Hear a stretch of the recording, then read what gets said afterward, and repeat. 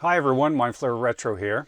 On September 25th, 2021, I attended the first annual World of Retro Computing Expo held in Cambridge, Ontario, Canada, about 100 kilometers or 65 miles west of Toronto. Now, stay with me for about 30 seconds while I do a little bit of a geography history lesson. The city of Cambridge is part of the regional municipality of Waterloo, Ontario, a region consisting of the three major cities of Kitchener, Waterloo, and Cambridge, known as the Tri-Cities. This Tri-Cities region is the major technology hub of Canada, and the Toronto-Waterloo region corridor, the area between Toronto and Waterloo region, consists of over 15,000 tech companies employing 200,000 tech workers, making this area have a greater density of tech talent than the Bay Area, Seattle, or Boston. I'll include some links below about this Silicon Valley North, as it's sometimes called. It is very interesting if you are into the business of the high-tech industry. So, why am I telling you all of this? Well, circling back to World of Retro Computing, what better place to hold this inaugural event? The World of Retro Computing 2021 was an event founded and organized by Herc, a gentleman who has been an active member of the retro computer community in the Kitchener-Waterloo area for many years, and is a longtime member of the MindFlareRetro Discord. The event itself was fantastic, well planned, and well executed. Congrats on such a successful first-time event, Herc. Well done. Now, there were guest speakers, and a few surprise guests popped by via Skype and Zoom to say hi and let us know what they are up to these days. Pretty cool stuff. Herc asked me if I would be one of the guest speakers at World of Retro Computing 2021. Not quite in my comfort zone, but I did agree. I chose to speak about how I got into retro computing, how growing up during the advent of the personal computer affected my life, and how widespread and incredible the retro computer community was. Then I started to think, wouldn't it be great to also hear from other retro computer enthusiasts from around the world regarding their experiences growing up with what we now think of as retro and vintage computers? I thought that would be a pretty cool thing if I could pull it off. So I reached out to several international YouTubers with a like-minded enthusiasm for these old computers and asked them if they would like to participate in World of Retro Computing 2021 by answering a few questions in a short video. And I, in turn, would edit their video responses together into a shorter video to play at the event. Well, most of the YouTubers I reached out to were happy to contribute videos, and their responses were fascinating, as you will hear in a moment. I did have to edit down their video responses considerably in order to fit a 20-minute time constraint. So, hopefully, as you watch this, I was successful at capturing how everyone had and still has a passionate relationship with the world's first home computers that they were exposed to at such a young age. The edited down video played at the tail end of my little talk at World of Retro Computing, and the feedback from people at the event was very positive, with a common theme. That being, isn't it amazing how similar all of our experiences were as young people, and how similar these 80s and 90s computers affected our lives no matter what country or region of the world we grew up in? This is the video that everyone watched at the event. I hope you enjoy it as they did.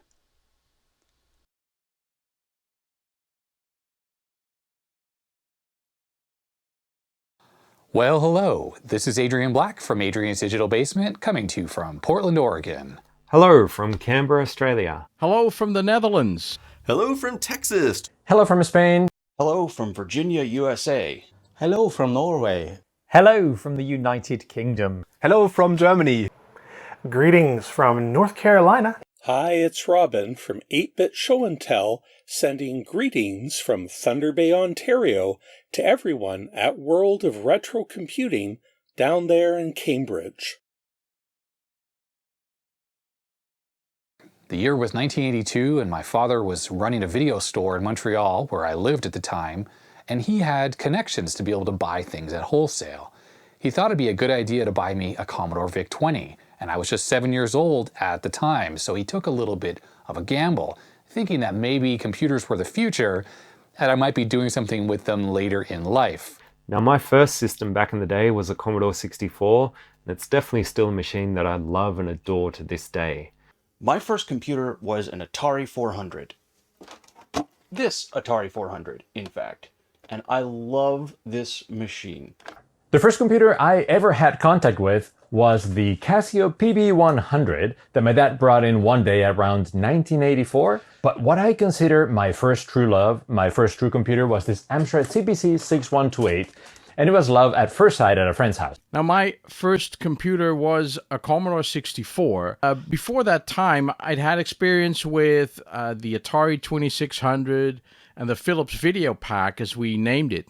And even as early as 1981, I had some experience with the Philips P2000. But all of those faded in meaning when the Commodore 64 came out. My first ever computer was the Commodore VIC-20, which I got in 1981 at the age of 6, and there's no question it completely changed my life. My first computer back in 1983 was a small Z80 based computer called the Laser 200, and I actually learned to program BASIC on that one. Now, back in the day, what was my first computer? Well, it's right next to me here. It was the Amstrad CPC 464. I got my first computer for Christmas in 1987, and it was one just like this, a Commodore 64 in the Aldi variant. Yeah, what was my first computer? It was a Packard Bell 486. I believe it was the Legend 700 model, and yeah, that's what that was. It was a PC. Got it around 1993. The first computer I owned was a Timex Sinclair 1000 hooked up to a black and white Electra Home TV. And it meant I finally had the world of computing and programming available to me. I loved that VIC-20. I programmed basic stuff into the night so many times. I seem to recall him telling me I had to go to bed because I loved that thing so much. Now, how did it affect me later in life? Well, I think it goes without saying I happen to operate a YouTube channel where I work on these retro computers. But even in my day job, I work in technology and I have my entire life, and I can definitely attribute that all back to that first Commodore VIC-20 machine I had when I was 7 years old. My favorite game on the platform had to be Impossible Mission. I remember just firing it up for the first time and hearing that synthesized speech. Well, it was quite mind-blowing, and it's still a game that I'll pick up and play today. I never really got into programming, but I was definitely interested in how things worked and the electronics side of that. When the Commodore 64 came out, it meant that I spent all my weekends and all my holidays over at my friend's house who actually had the Commodore 64. And they had this bread bin sitting on the floor in the living room. But because they didn't have any games with it, we just opened the manual and started programming that little basic program that is the sprite demo that does the little balloon thing. So right away on the first day, we started programming in BASIC. And that sort of gave the feeling that you could make stuff move on the screen. And that just felt like magic. Eventually, I bought my own Commodore 64. And that really set me on a path of learning about programming, learning about computers. And I actually went and studied information science after that. And it set my whole career. And I'm a programmer today simply because of that. I remember seeing some games at my friend's house and I was just blown away, particularly Sorcery and Gunfight. I remember playing them for about 5 minutes and then I had a very clear thought. I want to make games like these. And that moment set up in motion the rest of my life. My parents got me that computer for Christmas 1986, I think, and I learned it inside and out. I did a lot of cracking of copy protections and wrote some games for it. Then I moved to the US, went on to get several degrees in computers, and eventually work in game development, which I'm doing to this day as an independent game developer. What this computer meant to me? Well, when it arrived, not a lot, because I didn't know much about computing. I was a pretty young lad at that time, probably 5 or 6 years old. I was pretty young. I didn't have much experience with computers whatsoever. But what I do know is when it was first switched on, I was completely mesmerized by it. My father had a computer before. He had a TI-99. He sold it and brought home a Commodore 64, and that was my first contact with the computer. I played games on his one. One of the first ones was Hexenküche, which is the German version of Cauldron. And I learned programming in BASIC a bit on his computer. And when I was occupying his computer more and more, he finally decided to give me one for Christmas, and that was 1987 when I was 10 years old, and I fell in love with the Commodore 64, and the love kind of lasted to this day. Later I moved over to the Commodore 64, and having those computers actually set me off to studying computers and electronics, and eventually it sent me off to a great career as a software engineer.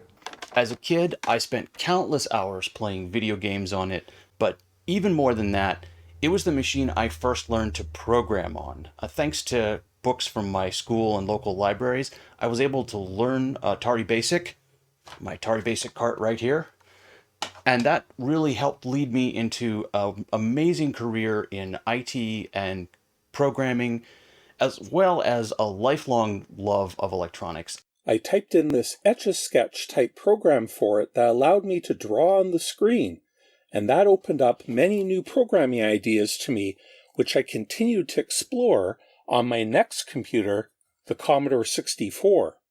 Once I started programming, I was hooked and took computer science at university, and then got into the telecom industry.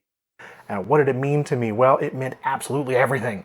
Computers were just the most exciting thing in the world to me at that point, so I was over the moon when our family first got a computer. I'd only used Apple IIs at school before that. So yeah, running across this thing all of a sudden in our living room, it was just an absolute epiphany, and got me started on that whole computing thing that I'm still doing somehow.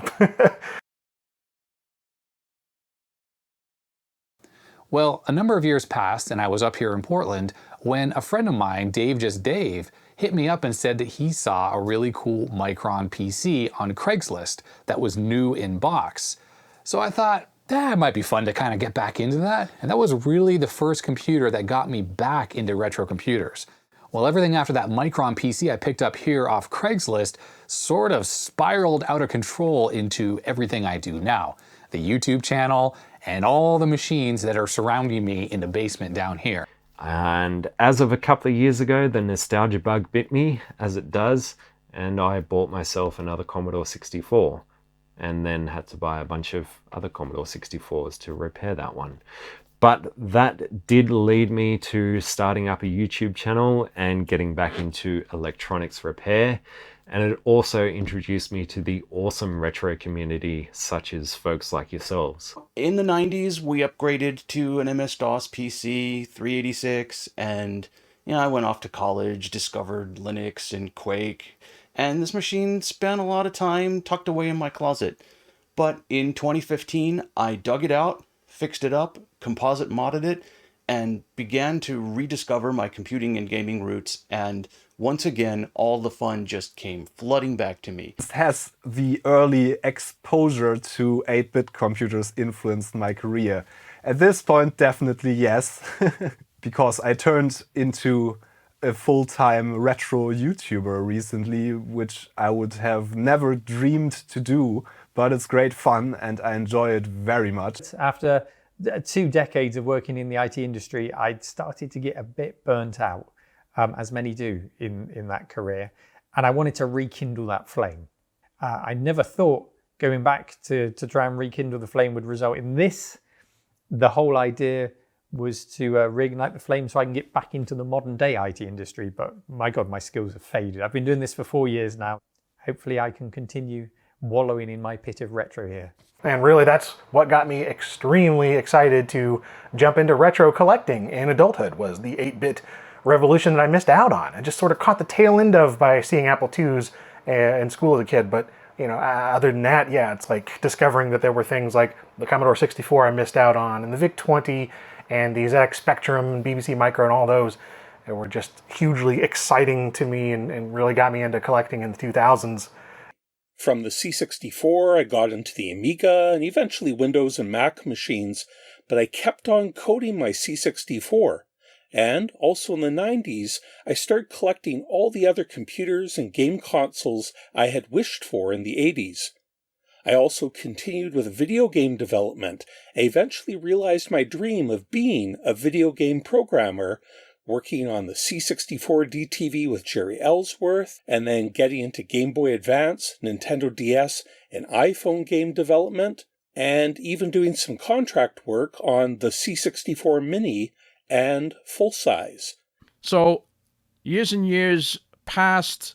I had an itch that kept coming back, and I didn't know what to do with it until I searched on YouTube, and I found a YouTube channel called The Classic Game Room by Mark Bussler, and that just sparked off all of the memories and everything that I liked about gaming.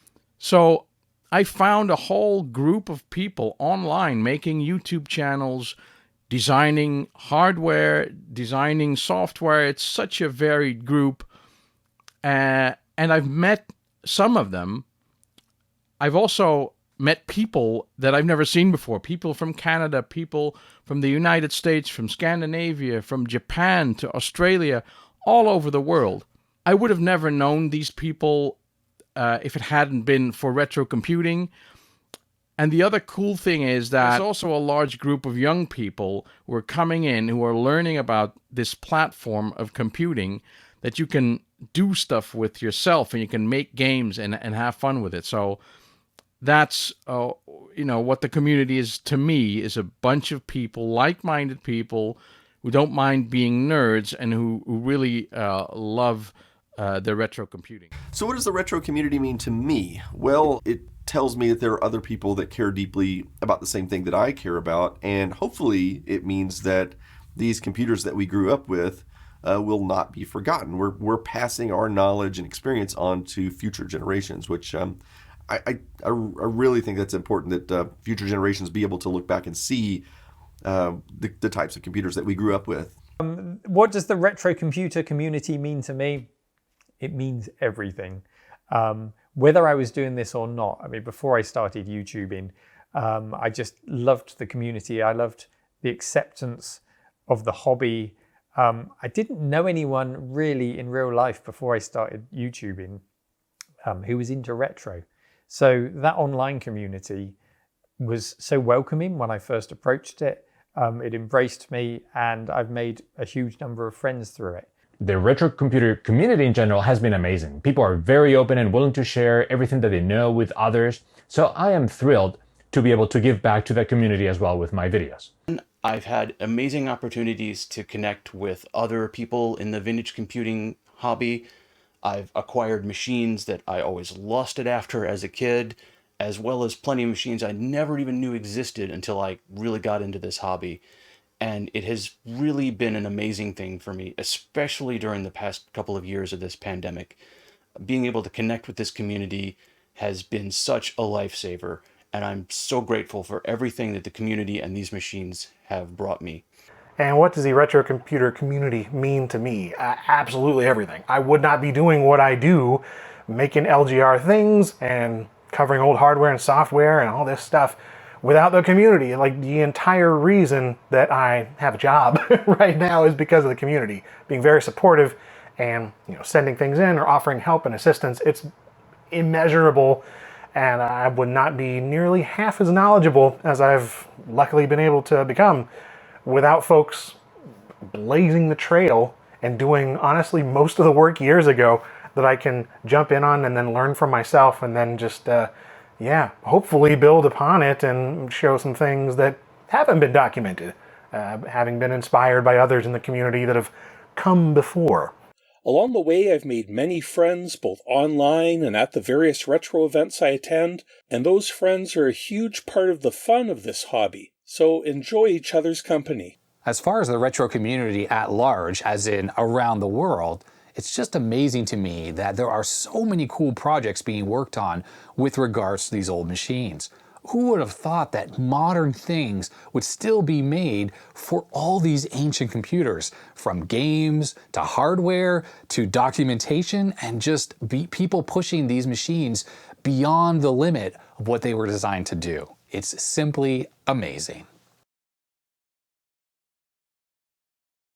Enjoy the world of retro computing and have a good time there. I hope to see some of you in person at one point or another, maybe, hopefully.